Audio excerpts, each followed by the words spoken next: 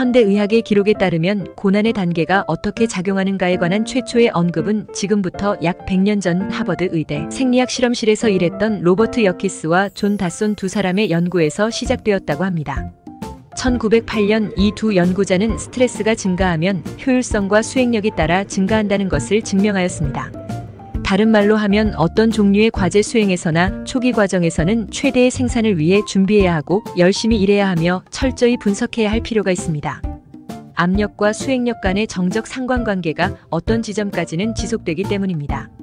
그러나 스트레스가 어떤 한계를 넘어 너무 지나치게 작용하게 되면 수행력과 효율성이 점차 하강하게 된다는 것을 이 하버드 연구자들은 발견하게 되었습니다. 아마도 당신은 지나치게 힘든 일, 불안, 불면과 같은 부정적 정서 요인들은 성공 성취의 가능성을 방해한다는 것을 경험한 적이 있을 것입니다. 여키스와 다손의 법칙에 따라 스트레스를 성공적으로 잘 균형 잡아가는 사람은 깨우침을 경험할 수 있는 기회를 쉽게 가질 수 있습니다. 깨우침이 촉발되기를 희망하는 사람들은 새로운 개념으로 자기 자신을 교육해야만 합니다. 그렇게 되면 이러한 깨우침 현상이 일어나는 전형적인 상황을 인지할 수 있게 될 것입니다.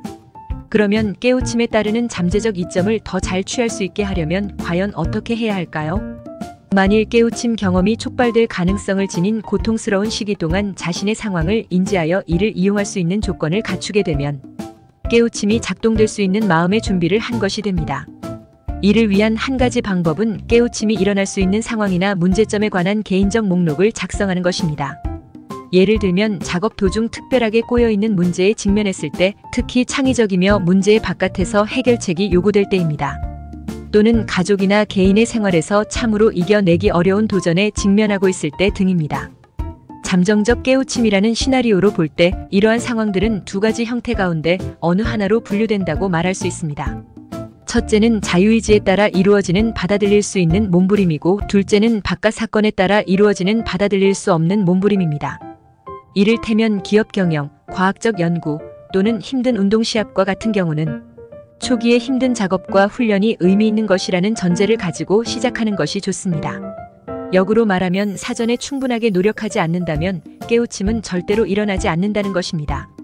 그러나 가족 중 누구에게 일어나는 어떤 비극, 실직, 영적인 위기, 전쟁 같은 경우는 처음부터 스트레스에 휩싸여 버립니다. 이럴 때 어떤 문제부터 다루어 나가야 할지 정신을 차릴 수 없습니다. 그러나 비록 이러한 받아들일 수 없는 스트레스가 엄습한다고 하더라도 깨우침의 방아쇠를 끄집어낼 수 있습니다. 특히 심오한 자아 각성을 초래하는 깨우침일 때 그러합니다. 다음은 깨우침을 촉발시켜줄 수 있는 넓은 범주의 일들을 제시해 놓았습니다.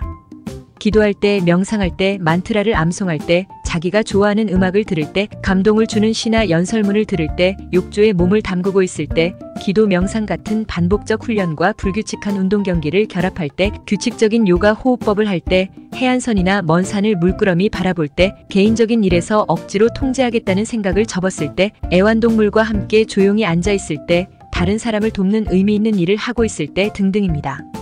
이러한 활동은 언뜻 보기에는 하나하나의 활동이 서로 다른 것처럼 보일 수 있습니다. 그러나 사실 이러한 활동들은 공통적으로 하나의 중요 요인, 즉 이전의 정신적 패턴을 깨버리는 힘을 갖고 있습니다.